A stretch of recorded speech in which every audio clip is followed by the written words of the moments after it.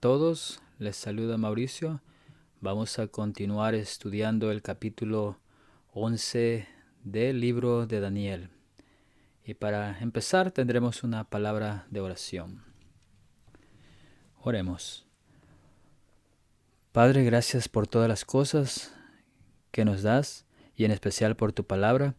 Queremos conocer más, queremos profundizar en tu palabra. Ayúdanos a que juntos podamos escucharte a ti.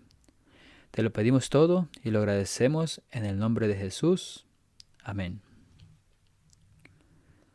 Así es que hoy estaremos continuando el estudio en el capítulo 11 del libro de Daniel.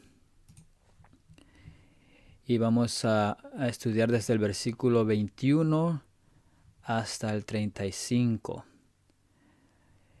Y estaremos viendo el papado, el primer ascenso y caída que están en los versículos del 21 al 27. También miraremos los últimos engaños del rey del norte. El hombre despreciable se levanta de nuevo del versículo 28 al 35. Y también miraremos acerca del tiempo señalado. Aquí al empezar tenemos un repaso de los reyes que hablamos en el versículo 1 al 9. Aquí estos versículos están todos los reyes. Y aquí también tenemos el versículo 9 al 20, los reyes y los gobernadores, para que lo podamos dar un breve repaso. Ahora vamos a ver el Daniel 11, 21 al 27, que es el papado, el primer ascenso y también lo que es su caída. Y empezamos el versículo 21, dice: Y en su lugar se levantará un hombre vil, el cual no darán la honra del reino, pero vendrá con paz y tomará el reino con halagos. Y con los brazos de inundación serán inundados delante de él, y serán quebrantados, y aún también el príncipe del pacto. Ahora entramos en la parte de la visión de Gabriel que repasa brevemente un tema ya presentado en los capítulos 7 al 9. Todo el capítulo 11 desarrolla lo que fue un preámbulo en los capítulos anteriores. Hay dos ascensos del papado, uno en el capítulo 7 y el segundo en el capítulo 8 de Daniel. Cada uno se representa como un cuerno pequeño, pero existen en dos eras de tiempo muy diferentes. Dios quería asegurarse de que los expositores bíblicos entendieran esto. Así, el capítulo 11. En el versículo 21 comienza el relato de la primera subida. El resto del capítulo es solo para asegurarse de que dos ascensos permanezcan distintos en nuestro pensamiento. Y la razón de que existan tantas opiniones diferentes sobre esta visión radica en las diversas suposiciones que los comentaristas ya se han formado a partir del capítulo 8. Se han ignorado las pistas exegéticas y contextuales, lo que ha agravado los errores interpretativos a medida que avanzaba la narración. Gabriel dejó claro en sus comentarios introductorios que esta visión era para los últimos días. O, como dice el versículo 14 del capítulo 10, en los postreros días. Y la correcta vinculación de las pistas bíblicas revela no solo una bella y sencilla imagen del fin de los tiempos, sino que Jesús se implica personalmente en la comprensión del libro de Daniel. Cuando los discípulos le preguntaron sobre el fin de los tiempos, Él les refirió a Daniel sobre todas las cosas. Otro número temático revela el ascenso y la caída de muchos reyes desde Daniel 11, el versículo 2 al 20. Esto se detiene cuando emerge el rey vil. Entonces sucede algo diferente. Daniel 11, del 21 al 45 revela colectivamente las acciones de un solo individuo, aunque en dos épocas. No hay ningún sucesor registrado al final de los tiempos o para ese individuo.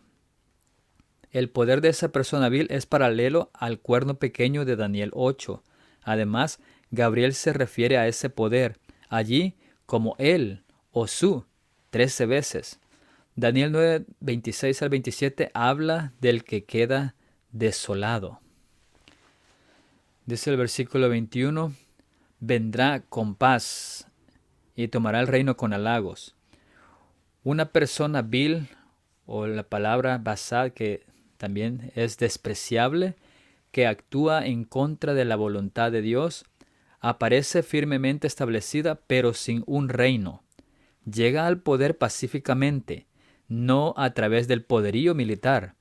Al final tendrá un reino a través del engaño y halagos. Daniel 11, 21 al 27, en una breve exposición, dramatiza el primer reinado de poder papal. Como sabemos, sigue la historia secuencial notada en los versículos del 2 al 20, que termina con César Augusto, con un intervalo de tiempo que hemos visto con frecuencia en este capítulo.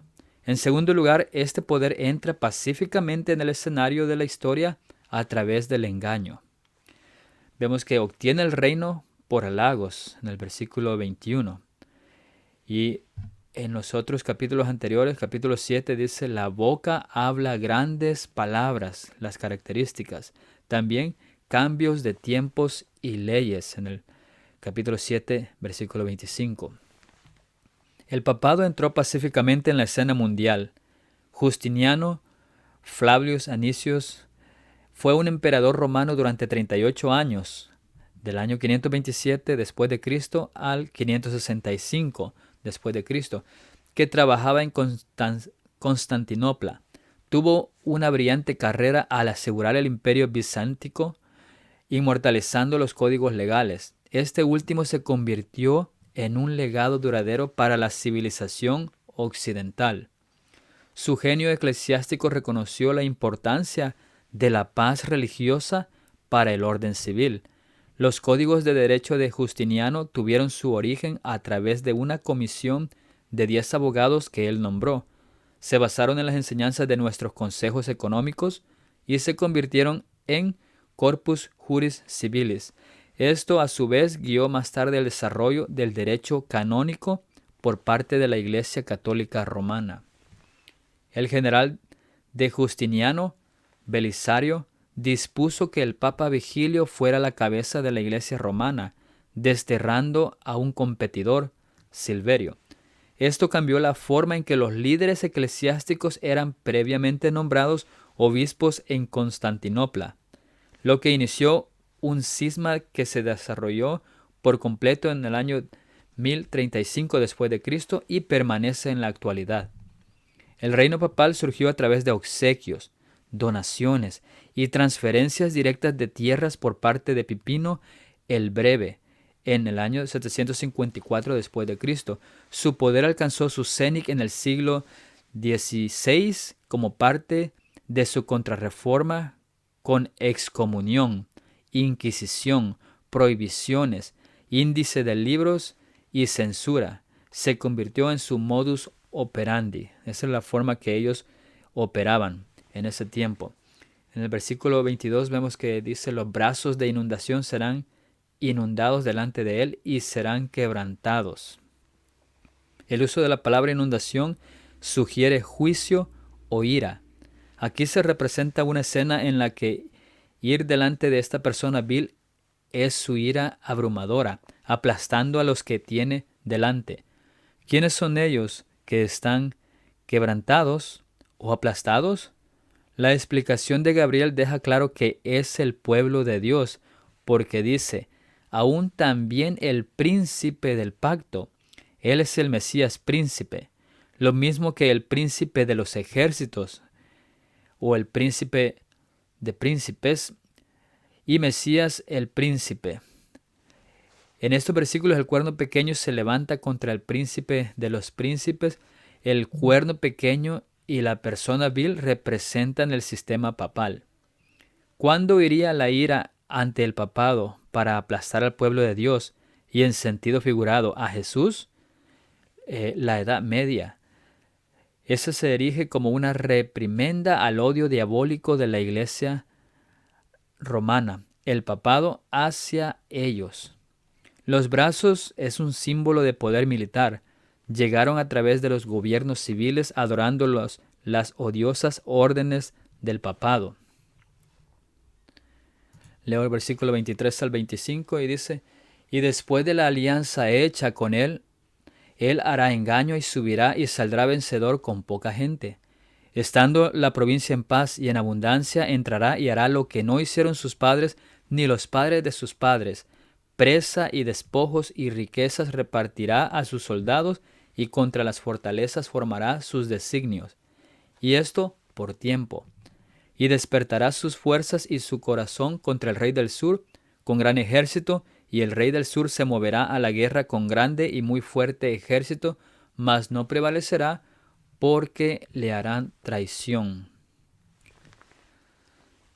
Dice 23, y después de la alianza hecha con él hará engaño y subirá. La palabra alianza, chavar, significa acuerdo basado en el encanto. Muchos países se inclinaron ante los deseos del papado.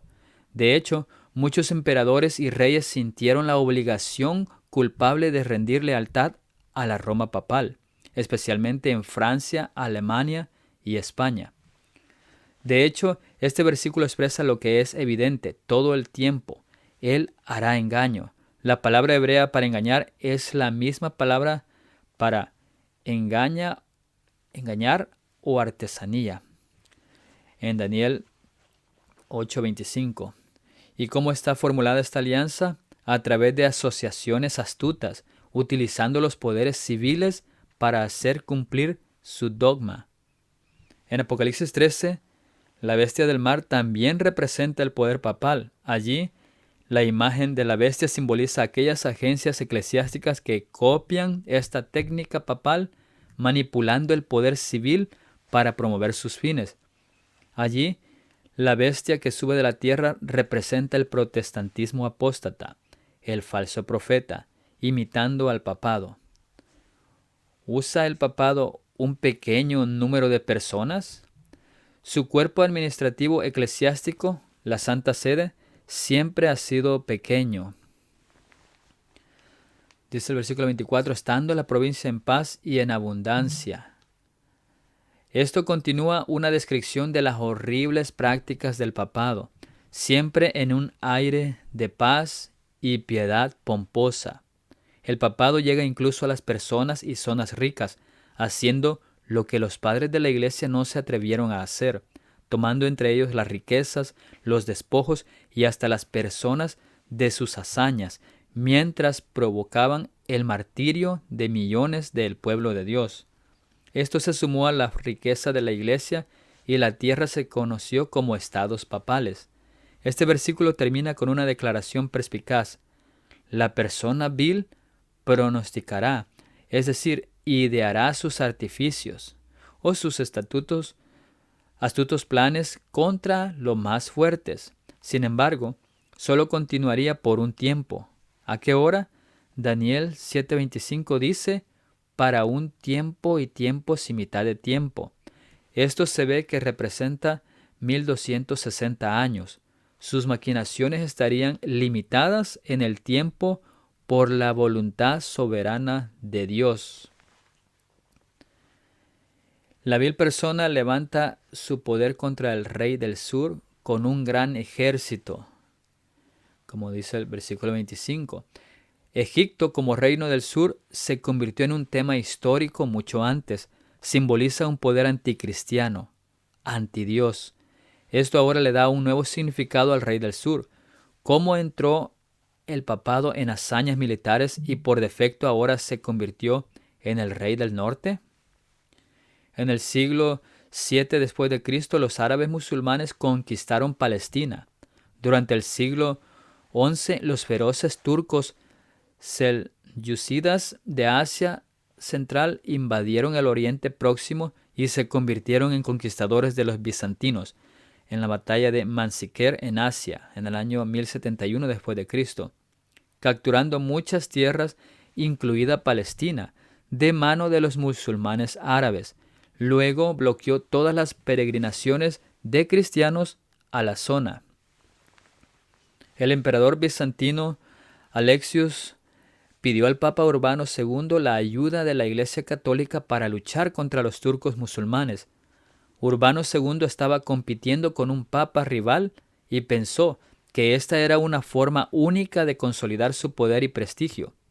En el otoño de 1095 después de Cristo, se reunió con líderes de la iglesia de Clermont, Francia, e hizo un llamado a sus feligreses europeos para que se unieran y lucharan por recuperar Palestina.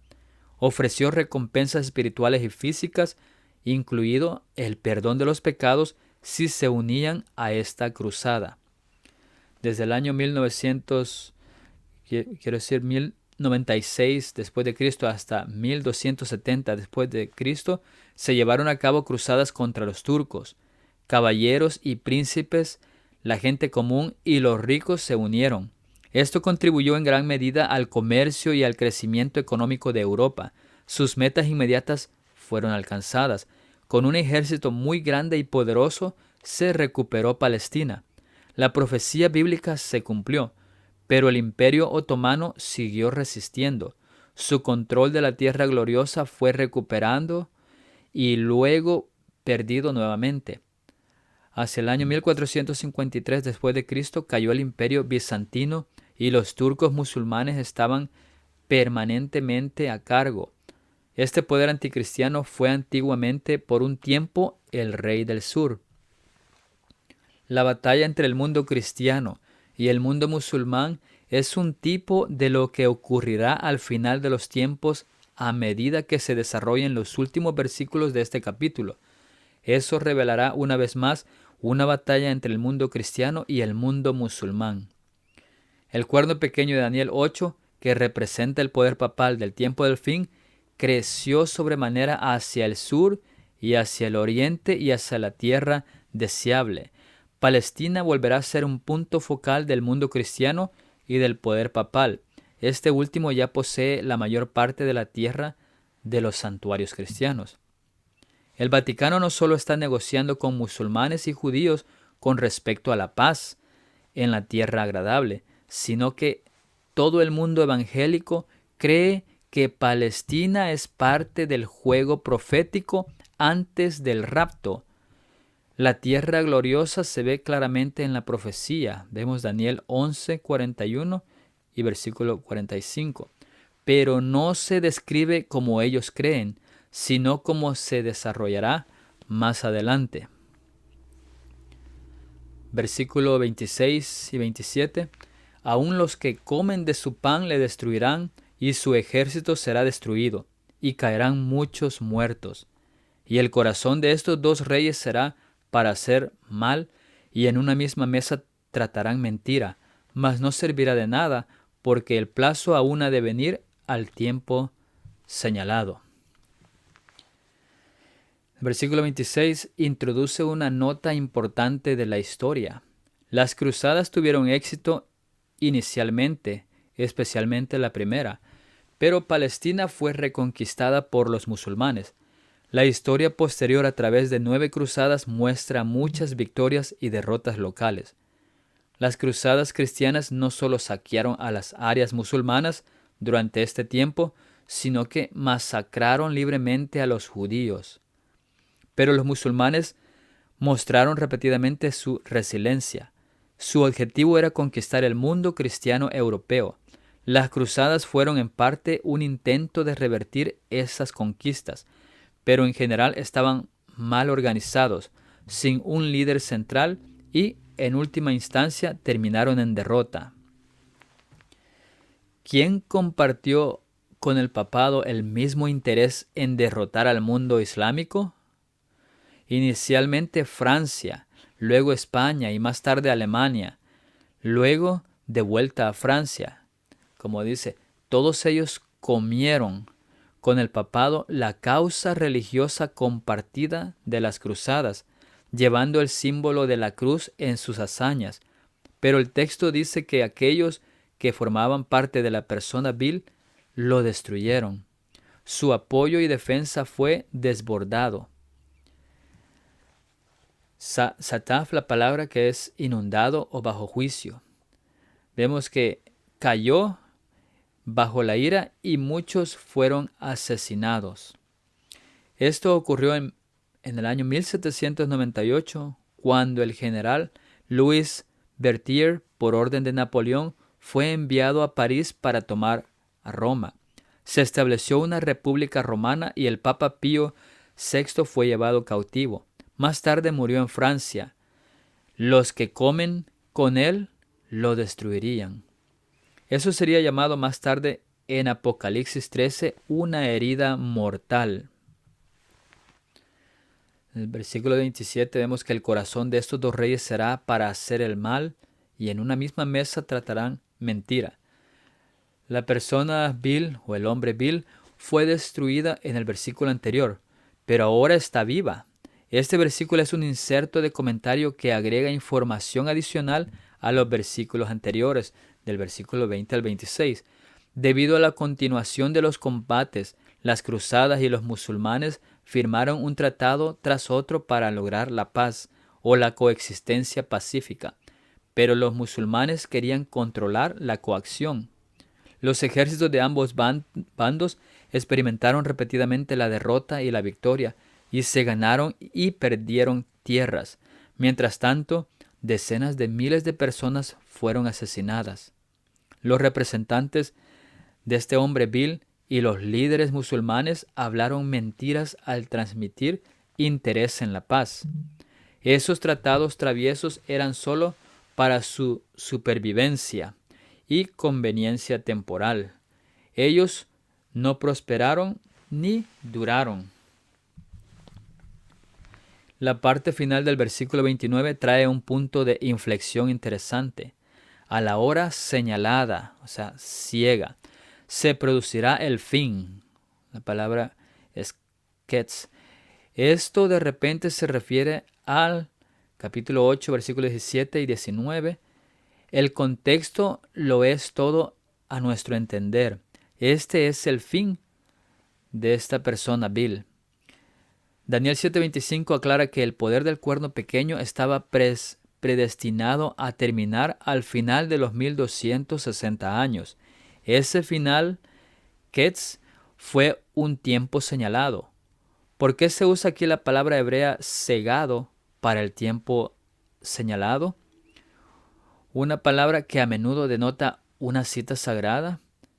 Era una cita de decreto sagrado en el calendario de Dios. Por lo tanto, hay dos tiempos señalados en Daniel, uno que trata del final de los 1260 años, el otro de 1260 días, los dos tiempos en que el papado estuvo en el poder.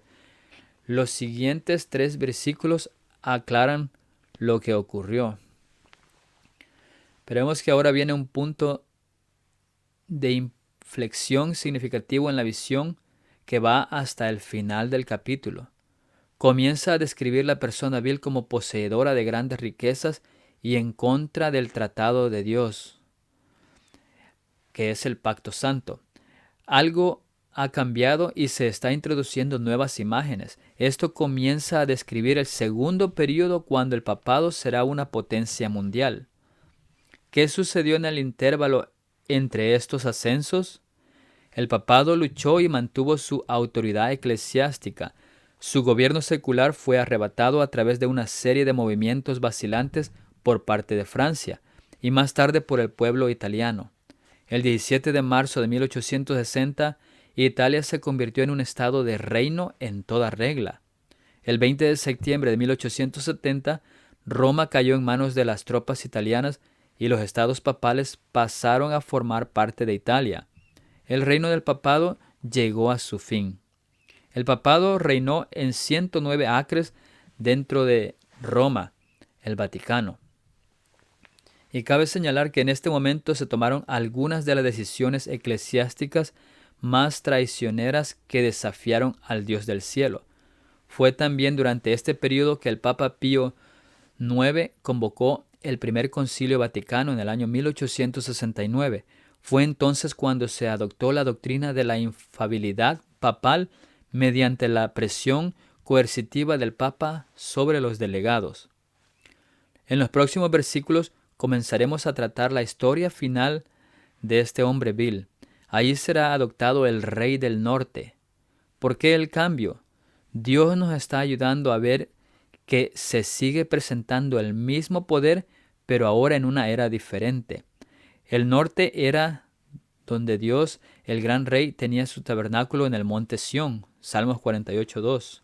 Satanás aspiraba a exaltar su trono por encima de las estrellas de Dios, a ese monte de reunión. Seré como el más alto, lo dice Isaías 14, versículos 13 y 14. El rey del norte, como representante de Satanás, intenta hacer esto al final de los tiempos. Por lo tanto, el nombre es apropiado y descriptivo. Si es que lo podemos ver de otra manera, los últimos engaños del rey del norte, como metáfora. Y aquí hay un principio importante en los siguientes versículos. Norte representando al papado y sur representando gobiernos opuestos al papado. En el versículo 27 que dice, y el corazón de estos dos reyes será para hacer mal, y en una misma mesa tratarán mentira. Podemos ver que dos adversarios hablando mentiras parecen ser enemigos, pero están en la misma mesa. La población está siendo engañada por medio de conspiraciones. Hay una conspiración realizándose para lograr los propósitos sin que las personas se den cuenta. Y esto lo podemos ver en nuestro tiempo.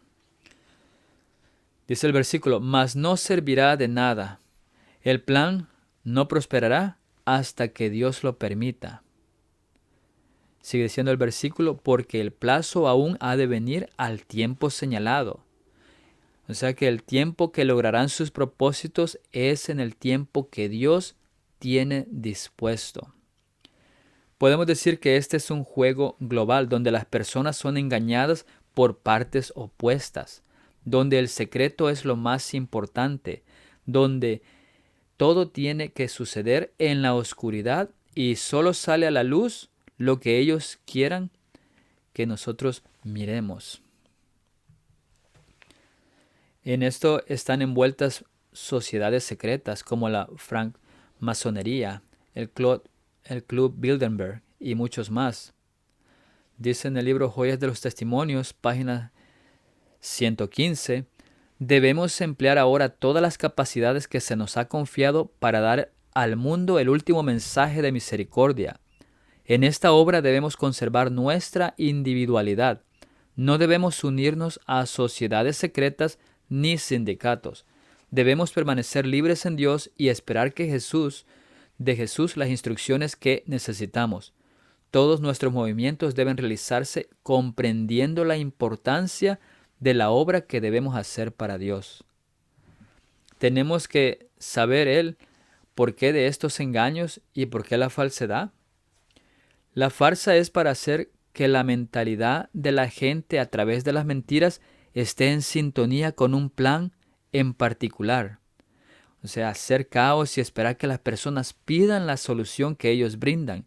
Sin engaños, las personas no llevarían a cabo sus planes encubiertos.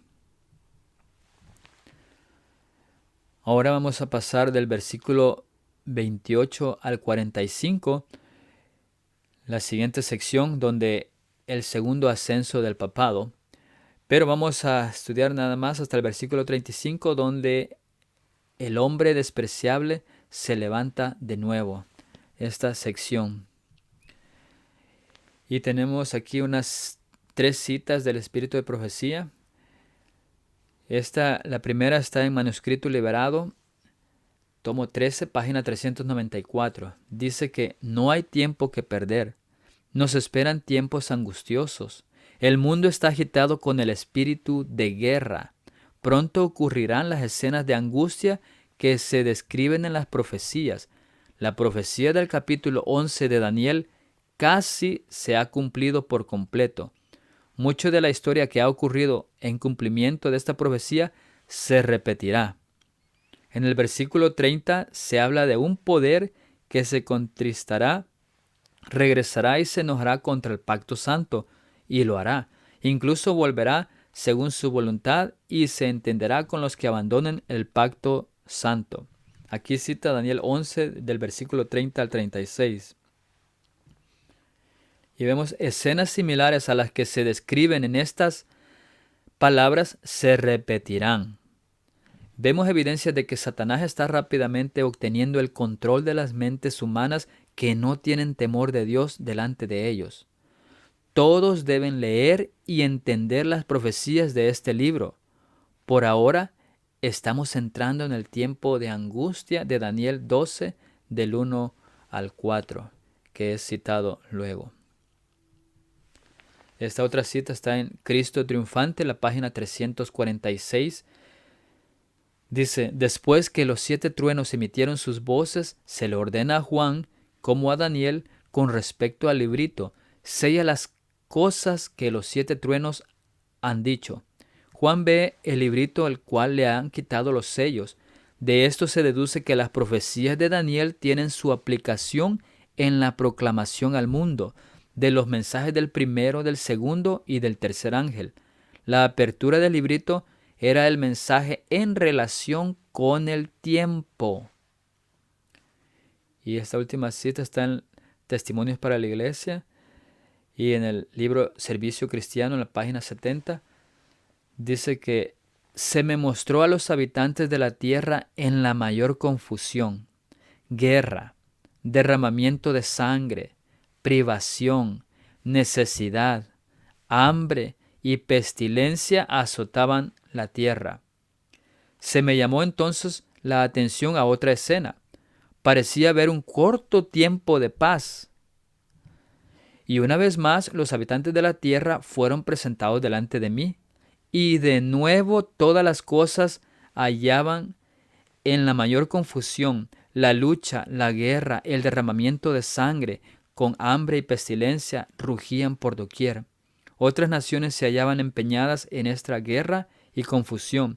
La guerra causaba hambre, la necesidad y el derramamiento de sangre producía pestilencia, y entonces los corazones de los hombres desfallecían de temor y expectación de las cosas que sobrevendrán a la redondez de la tierra.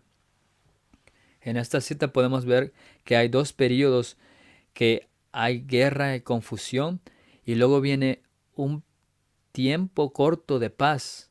Y después del paz vemos que nuevamente sigue la mayor confusión y luchas y guerras. Tal como lo dice, cuando digan paz y seguridad, vendrá destrucción repentina.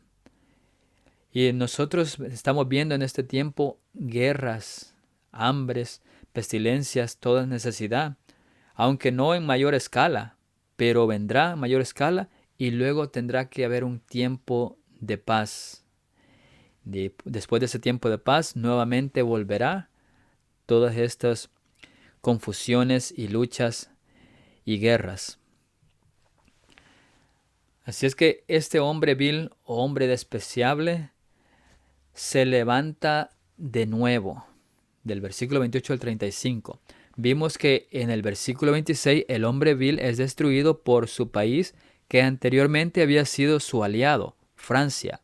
El gobierno secular del papado comenzó su caída en picado en ese año y se completó en el año 1870.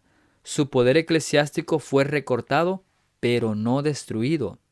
Su herida mortal sería sanada más tarde, lo dice Apocalipsis 13:3.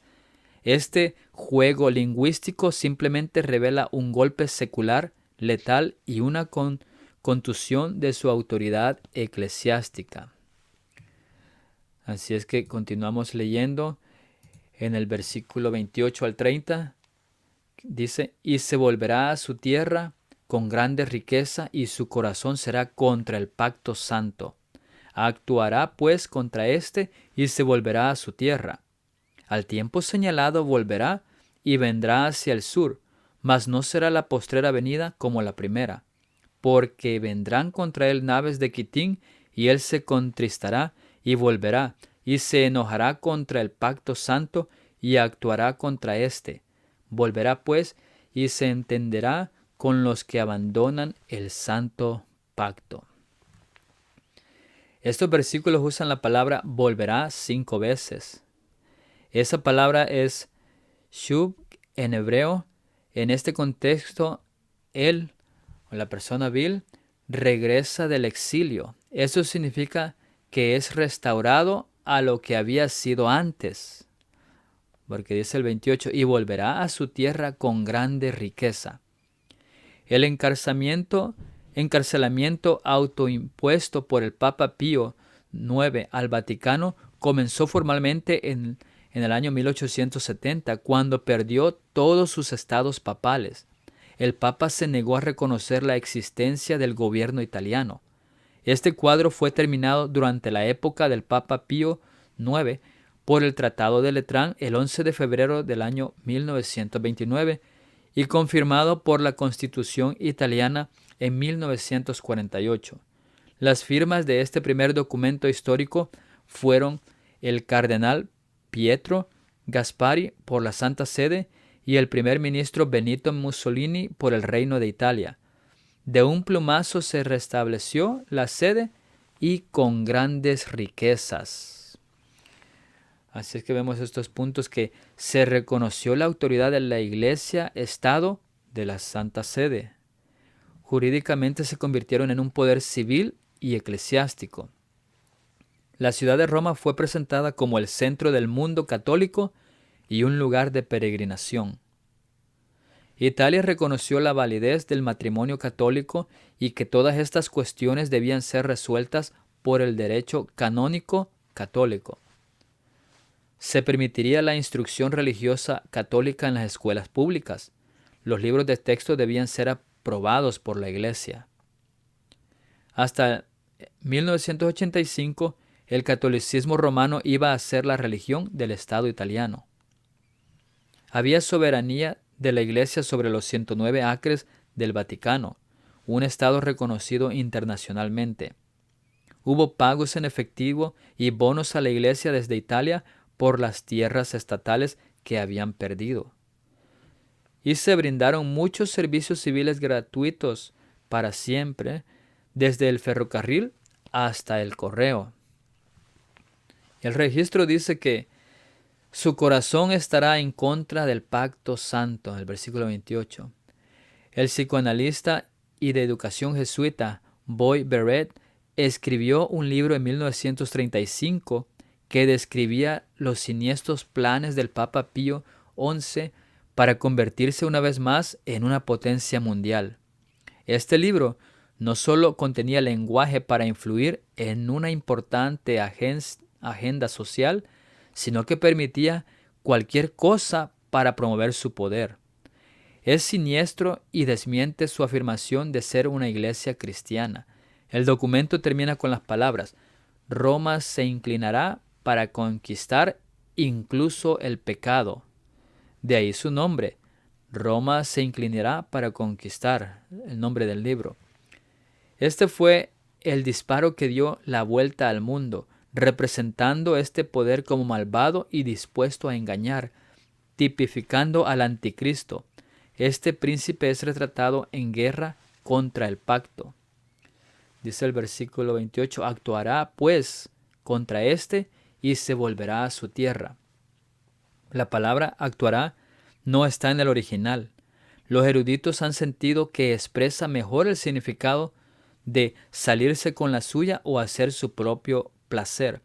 Dado que dice que él regresa a su propia tierra, sugiere que el papado estaba fuera y luego regresa al Vaticano, su propia tierra ahora.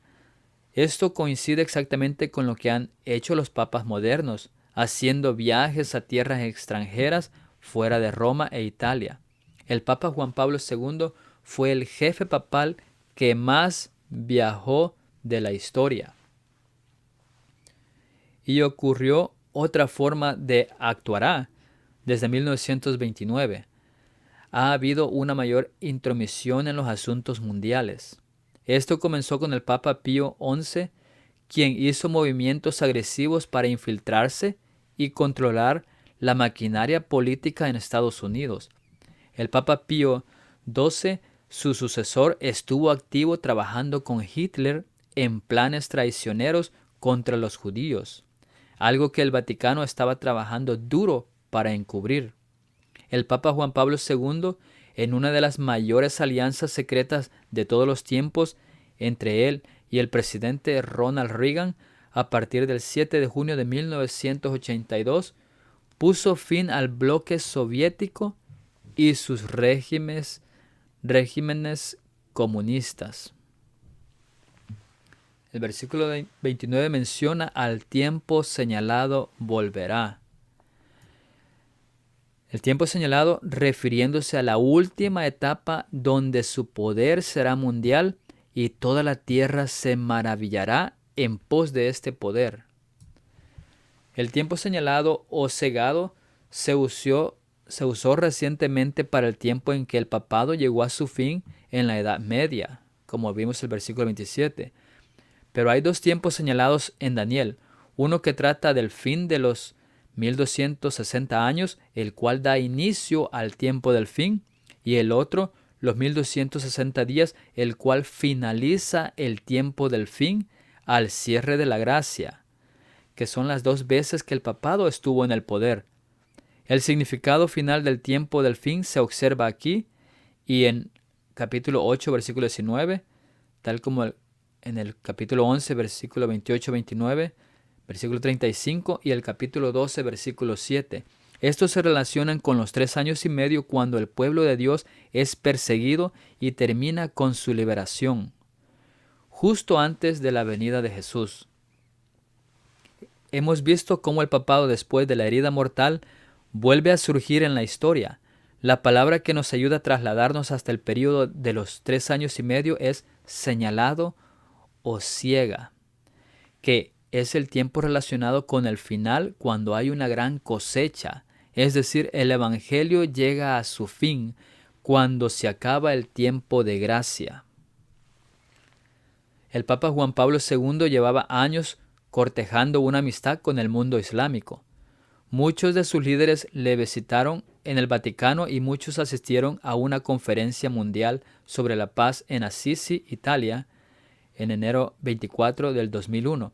A cambio, el Papa visitó la mezquita siria de los Omayyad el 5 de mayo del 2001, siendo el primer Papa en hacerlo. El hombre vil es visto también como el rey del norte. Aunque el papado es su cabeza profética, representa al final a Babilonia y atrae a su redil al protestantismo apóstata y al espiritismo, como se define en Apocalipsis 12, el capítulo 13, el capítulo 16 al 18. En el versículo 40 de este capítulo de Daniel 11, hay imágenes agresivas del rey del sur empujando o guerreando contra el rey del norte. Aquí en el versículo 29 no es agresivo. Se acerca al sur con imágenes pacíficas. Parece que el hombre despreciable llega al mundo islámico al comienzo de este tiempo señalado. ¿Qué es lo que ocurre? Dice el versículo 29, volverá al sur. Durante muchos años el papado del Papa Juan Pablo II se había ofrecido como parte neutral o líder en Jerusalén y mediador en el conflicto judeo-musulmán cristiano. El papado consigue en este versículo administrar este deseo. Llega al sur y actúa como amortiguador de la paz. El trabajo fundacional en este sentido comenzó en serio con el Papa Juan Pablo II. Esta es una de las varias razones por las que sabemos por Apocalipsis 17:10 que el rey que es se refiere a este papa en concreto. Se basa en muchas profecías. Ahora el que ha de venir ha llegado. Daniel señala que no será la postrera venida como la primera. El primero representa las cruzadas. El último es cuando la guerra abierta está en curso y los países musulmanes son derrotados, como dice el versículo 40. Versículo 30 dice, porque vendrán contra él naves de Quitín y él se contristará. El versículo anterior revela una influencia hacia el sur de esta persona despreciable. El mundo islámico que compite con el Vaticano en poder y membresía global es cortejado por el papado en su alcance ecuménico. Lo que sea que las naves de Quitín hagan, intimida y amenaza directamente a la persona vil, porque se entristecerá. Naves se refiere simplemente a las embarcaciones. Quitín se utiliza de diversas maneras en las escrituras. Balaam profetizó que vendrían barcos de la costa de Quitín, afligiendo a Asur, o sea, a los asirios, y a Eber, representante de los hebreos, en Números 24:24. Isaías se refiere a la tierra de Quitín, Isaías 24, versículo 1 y 12. Jeremías señaló las islas de Quitín, Jeremías 2:10, refiriéndose a las costas de Chipre. Ezequiel se refiere a las islas de Quitín, aludiendo también a Chipre. Así es que las dos cosas comunes de estos textos son la isla de Chipre y la dirección hacia el oeste de Daniel y Palestina. En tiempos de Daniel la palabra se refería a las tierras y pueblos del oeste, y esta parece ser la clave aquí. Hay un énfasis significativo en los símbolos direccionales desde el carnero que empujaba hacia el oeste y hacia el norte y hacia el sur, en el capítulo 8 de Daniel, versículo 4. ¿Qué influencia procedente del oeste amenazaría al papado, la persona vil o el rey del norte? Puesto que el norte y el sur representan las fuerzas hostiles a Dios, en el versículo 27, es lógico que el este y el oeste ilustren a quienes cuentan con la aprobación de Dios. Y hay varios textos que también indican lo acertado de este concepto. Por ejemplo, Isaías 43:5 dice, no temas, porque yo estoy contigo. Del oriente traeré tu generación, y del occidente te recogeré. Diré al norte, da acá, y al sur, no detengas. Trae de lejos mis hijos y mis hijas de los confines de la tierra. Así que simbólicamente, ¿qué habría al oeste de Roma que la hiciera afligirse al final de los tiempos? Sin lugar a dudas, el remanente, ya que sus fuerzas comienzan a consolidarse bajo el estandarte del pacto eterno. Los 144,000 son el símbolo del remanente en la profecía, el caballo blanco del primer sello que sale a conquistar, a terminar la obra en Apocalipsis 6 del 1 al 2. Lo que entristece al rey del norte, vemos que las personas en prosperidad no necesitan ayuda. También simbólicamente, ¿qué está al oeste de Roma que le causará tristeza? Es el remanente. Como lo podemos ver en un mapa, el remanente de donde sale de Estados Unidos, que está al oeste de Roma. Mientras la economía florezca, el hombre no necesita de cambios o ayuda de ninguna entidad. Todo está bien, no se necesita religión cuando el hombre está muy bien. Y si hay un pueblo predicando las verdades bíblicas, nunca esta entidad podrá entrar en los corazones de las personas. Para regresar, tiene que ir en contra de la economía establecida y de la verdad. Habrá una condición económica opresiva que hará que las personas o los poderes lleguen a algún tipo de conformidad o un nuevo sistema financiero traído a través de engaños, y es muy importante que el engaño sea aceptado por los que guarden el pacto santo. Un sistema financiero y también un sistema global nuevo. Así es que la manera de regresar al poder sería destruyendo la economía y neutralizando las verdades bíblicas del pueblo remanente. Y a medida que se desarrolla el fin de los tiempos y llega el tiempo señalado, señalado por primera vez en capítulo 8, 17 y 19. El espectáculo de los comprometidos con Dios contrastará cada vez más con el empuje ecuménico de una coalición papal con el protestantismo apóstata. El pináculo se alcanzará cuando los movimientos contra el acuerdo del pacto se conviertan en ley. Esto señalará el último baluarte de resistencia a los objetivos geopolíticos del Vaticano. Los barcos de quitín simbolizan el pueblo remanente que viene del oeste, específicamente comenzando en los Estados Unidos, que se oponen a esta persona vil. Elena de White se refirió a este versículo, luego citó los versículos 31 al 36 y concluyó que estas escenas tendrán lugar cuando Satanás asuma el control de las mentes humanas que no tienen ante sí el temor de Dios. Y dice que todos lean y comprendan las profecías de este libro. Vio estos acontecimientos como parte de la escena final de los tiempos. Y eso lo encontramos en Manuscrito Release en el volumen 13, página 394, que dice que las escenas similares a las descritas en estas palabras tendrán lugar. Vemos evidencia de que Satanás está obteniendo rápidamente el control de las mentes humanas que no tienen ante sí el temor de Dios. Y que todos lean y comprendan las profecías de este libro, porque estamos entrando ahora en el tiempo de angustia de que se habla. Así es que es muy importante que nosotros estudiemos para no ser engañados y para que Satanás no llegue a controlar nuestras mentes. Así es que dice el versículo, se enojará contra el pacto santo y hará según su voluntad. O sea que, ¿cuál es la respuesta del poder papal? Muestra abierta indignación contra la Santa Alianza, que encarna la ley de Dios y la lealtad del hombre a los grandes principios que transmite. Y hará según su voluntad, dice Gabriel. ¿Qué hará? Hacer algo para repudiar su carácter sagrado.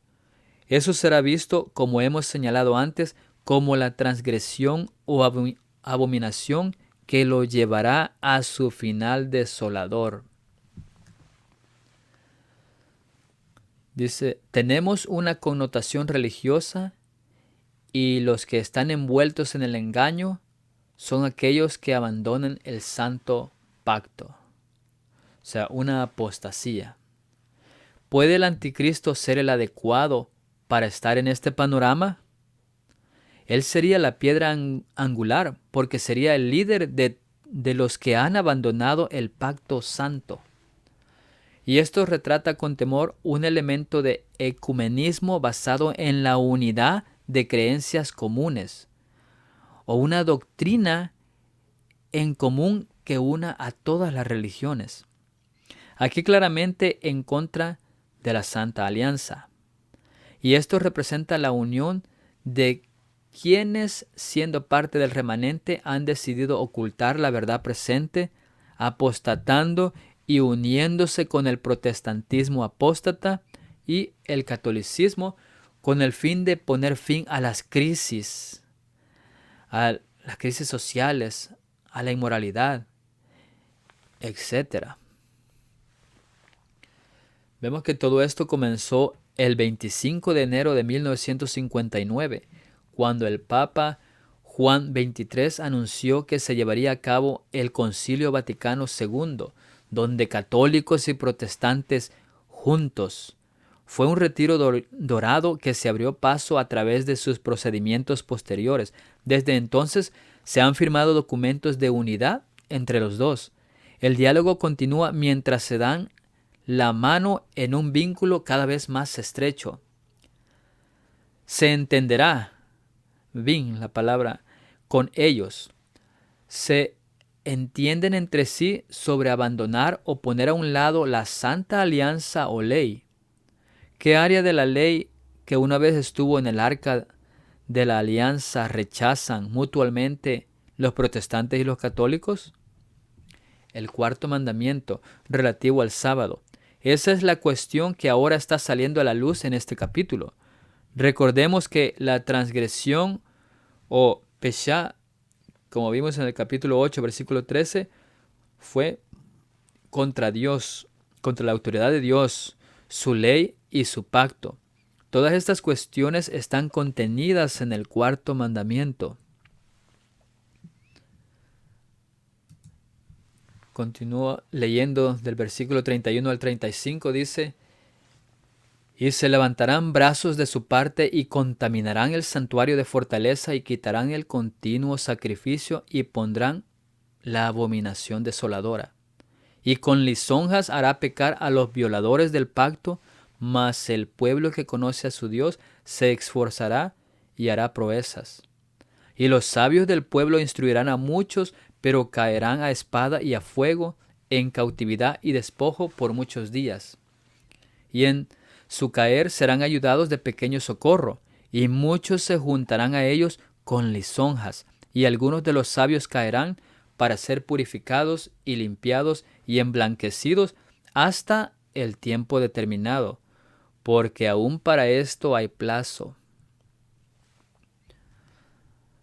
Vemos el versículo 31 nos habla que se levantarán brazos, y los brazos que apoyan esta persona vil significa fuerzas militares o políticas. Este poder tiene sus agentes, que son los jesuitas, que a través de ellos infiltra gobiernos, instituciones e incluso religiones para lograr su objetivo principal de destruir el plan de salvación. Esto sugiere los gobiernos por medio de mandatos y las religiones estarán en acuerdo con el papado para cambiar y contaminar el plan de redención. Como dice el versículo, contaminarán el santuario de fortaleza.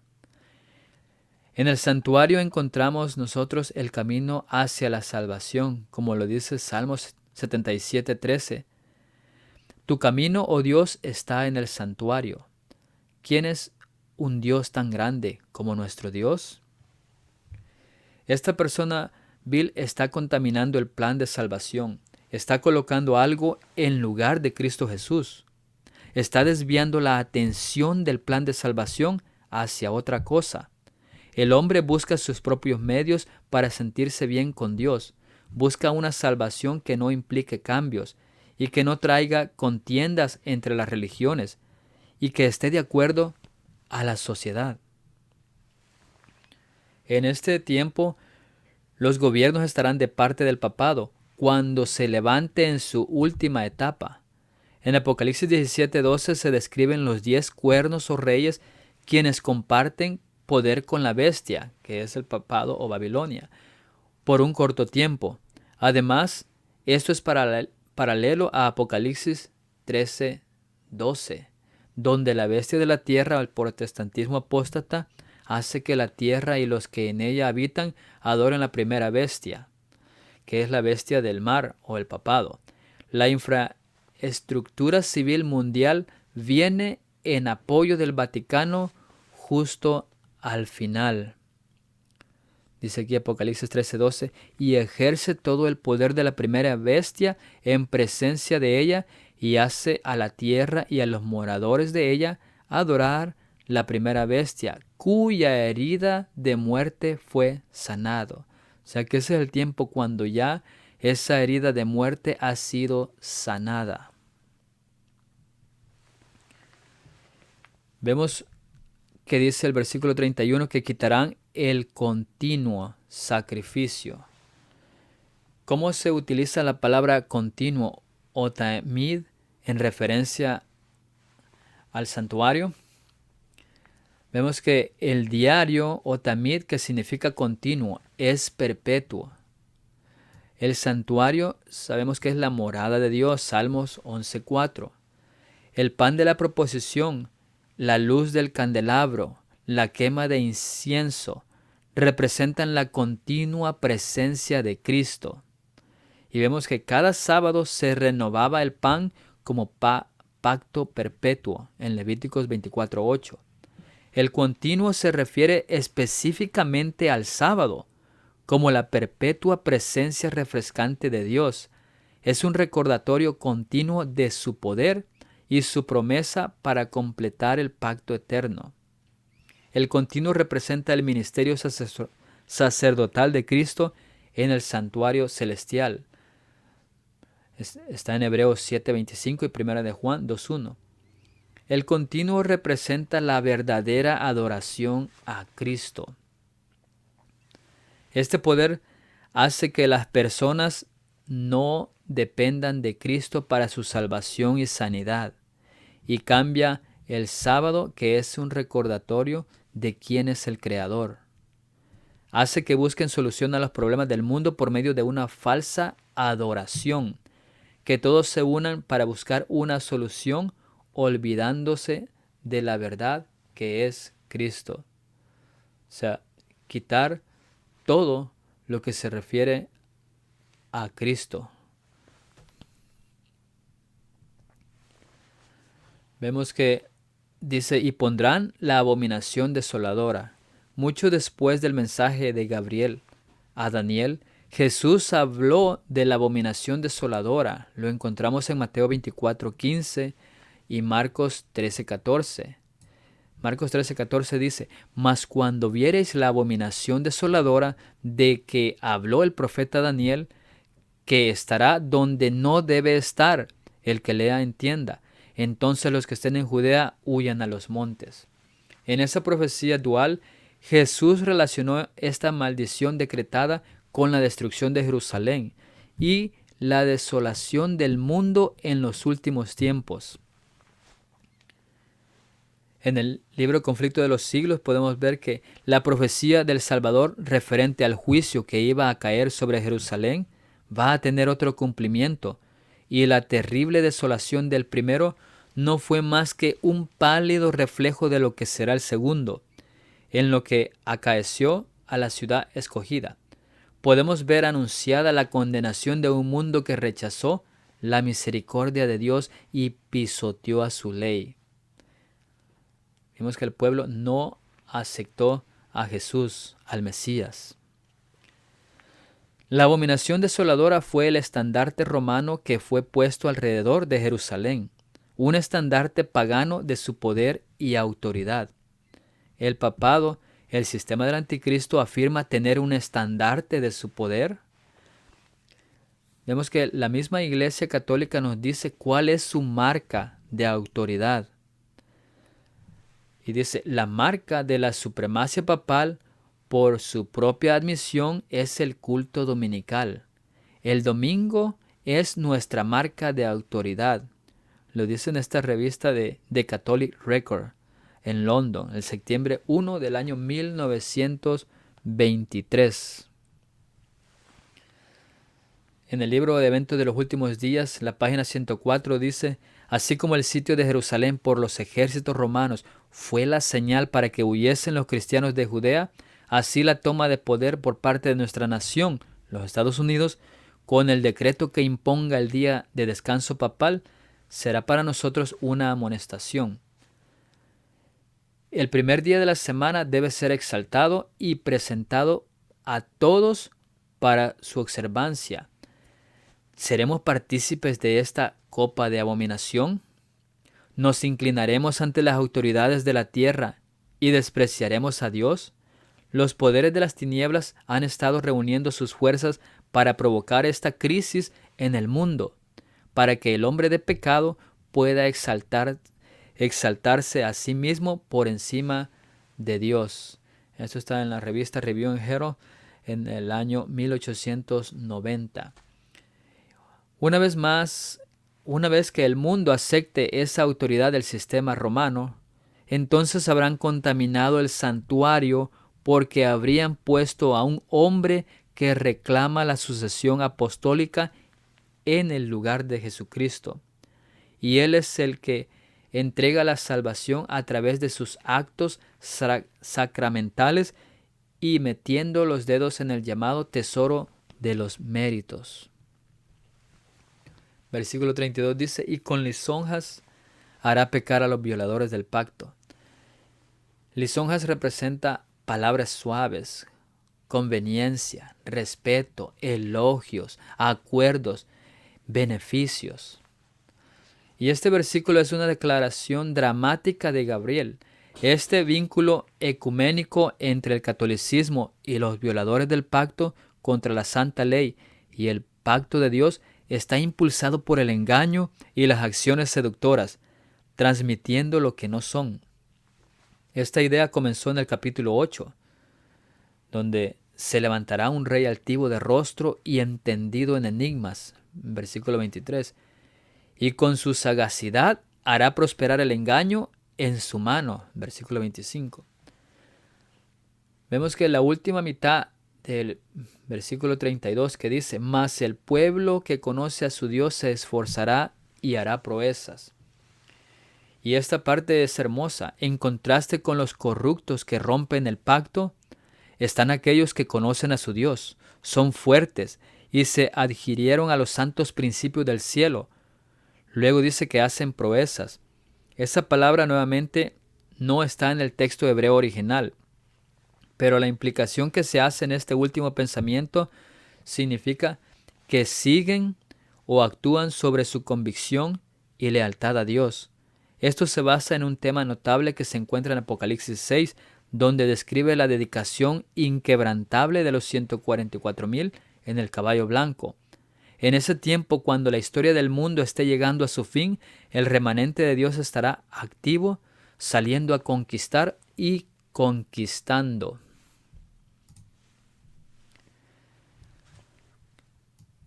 En el versículo 33 dice, y los sabios del pueblo instruirán a muchos. Este versículo y la última parte del versículo 32 deberían haber estado juntos tópicamente.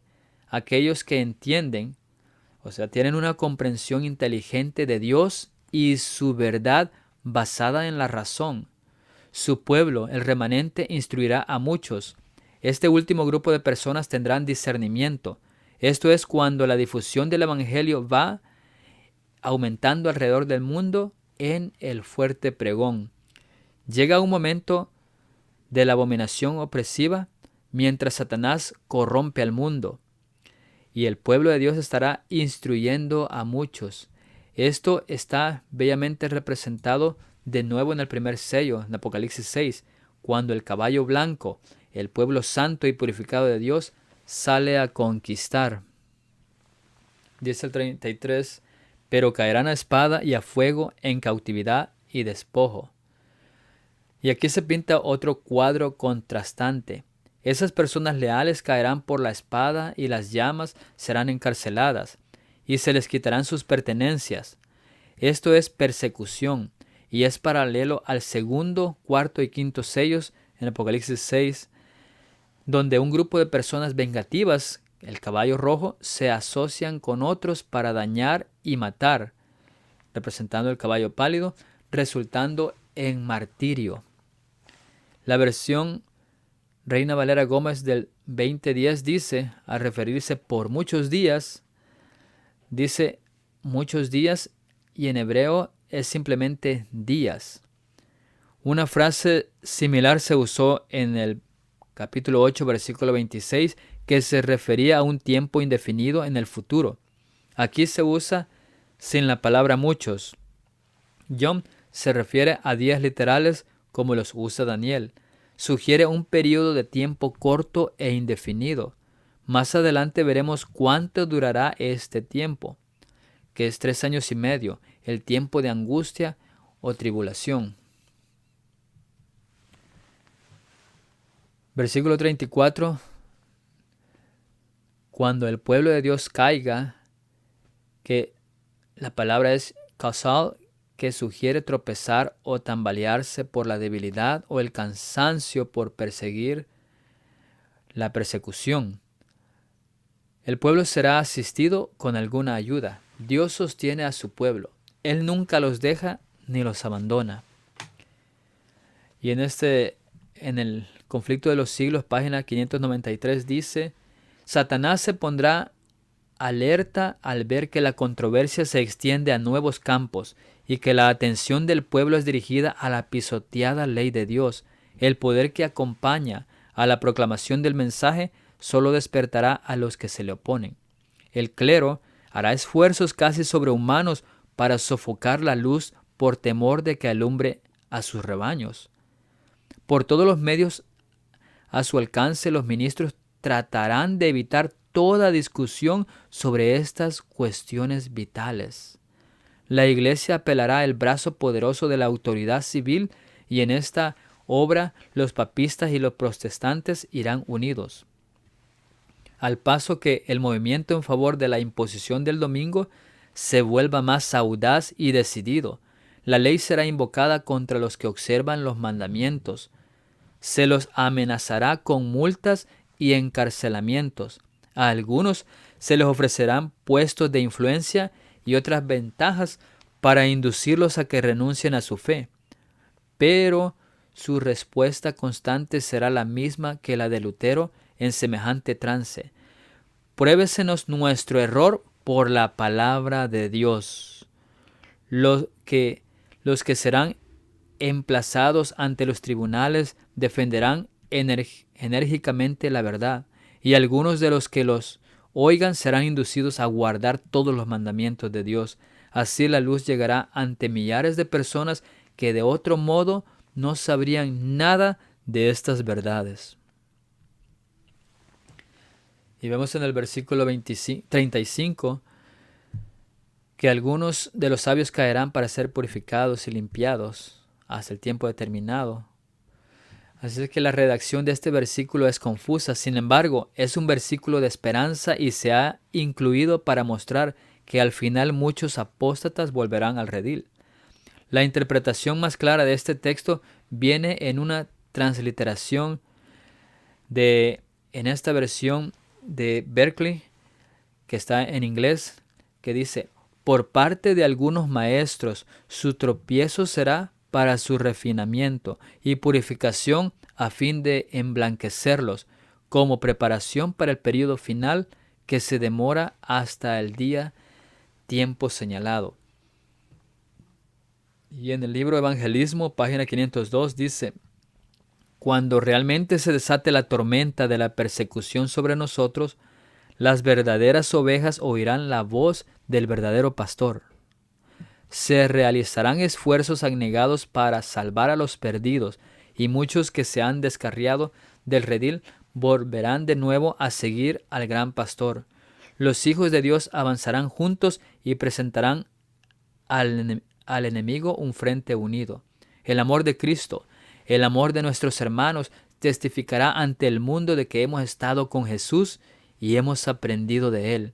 Entonces el mensaje del tercer ángel se acrecentará hasta llegar a ser un fuerte pregón, y toda la tierra será iluminada con la gloria del Señor. Este versículo está lleno de la información más útil sobre el tiempo del fin. Ya hemos visto en el capítulo 8, versículo 19, que el fin de los tiempos, etzketz, es en el tiempo señalado o el tiempo de la siega. Daniel 12 nos ha mostrado que esta es la visión chazón en los últimos 3 años y medio de tiempo. Es entonces cuando el pueblo de Dios es hollado, abatido o perseguido. La redacción en la última mitad de este versículo sugiere fuertemente que cuando muchos apóstatas regresan a la lealtad del remanente mencionado en el versículo 34, la escoria de este mundo es purgada y se vuelven blancos, tal como los 144,000 mencionados en el caballo blanco de Apocalipsis 6, del 1 al 2.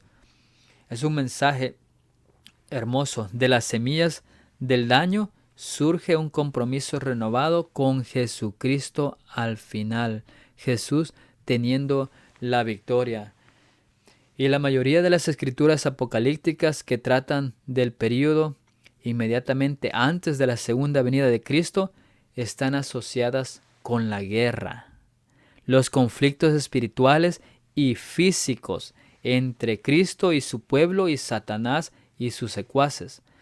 Ellos definen los últimos años de la tierra, y el agente clave de Satanás para cautivar a la mayor parte de la humanidad es conocido como el Anticristo. Impresionantes detalles sobre este líder llenan páginas de la Santa Palabra de Dios como advertencias para que seamos plenamente conscientes de que sus prácticas engañosas atrapan fácilmente la mente y las emociones. Y para asegurarse de que haya un reconocimiento profético de este mal, Dios lo ha presentado a través de una miriada de formas. Las imágenes varían, tales como un cuerno pequeño, un rey, una persona vil, hombre despreciable, el hombre de pecado, la bestia del mar, incluso una ramera que Juan centra en Roma en Apocalipsis 17:9. Y hay otra imagen que se destaca única y singular en las Escrituras, identificándolo como el Rey del Norte. Es importante señalar que este anticristo se convertirá en el líder mundial a medida que la humanidad se acerque a su fin. Esta situación ha sido reconocida por muchos. Aquí se avecina la gran crisis del mundo. Las Escrituras enseñan que el papado va a recuperar su supremacía perdida y que los fuegos de la persecución se reavivarán. Y hasta aquí terminamos el versículo 35. Pero más adelante continuaremos en el versículo 36, que hablaremos acerca de pretendiendo ser como Dios. Hay bastantes interpretaciones del capítulo 11 de Daniel, incluyendo de quién es el Rey del Norte. Pero si nosotros ponemos en cuenta el conflicto, el verdadero conflicto, nos podemos identificar muy bien quién es este Rey del Norte. Pero continuaremos más adelante estudiando más acerca de este capítulo 11. Y para terminar, vamos a tener una palabra de oración. Oremos. Padre eterno, ayúdanos a guardar tu palabra en nuestros corazones y a ser hacedores de todo lo que aprendemos de ti.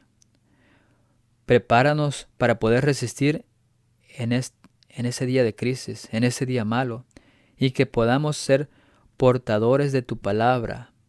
Bendice a cada oyente y ayúdanos a estar firmes cuando tú regreses. En el nombre de Jesús te lo pedimos todo. Amén.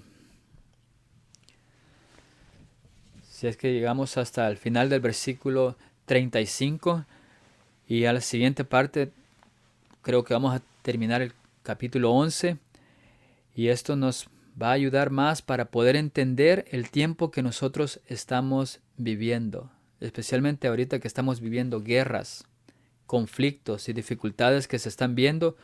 Este capítulo nos ayuda a poder entender y poder prepararnos para estar listos para la segunda venida. Así que continuaremos más adelante. Así que Dios les bendiga y nos vemos en el siguiente video.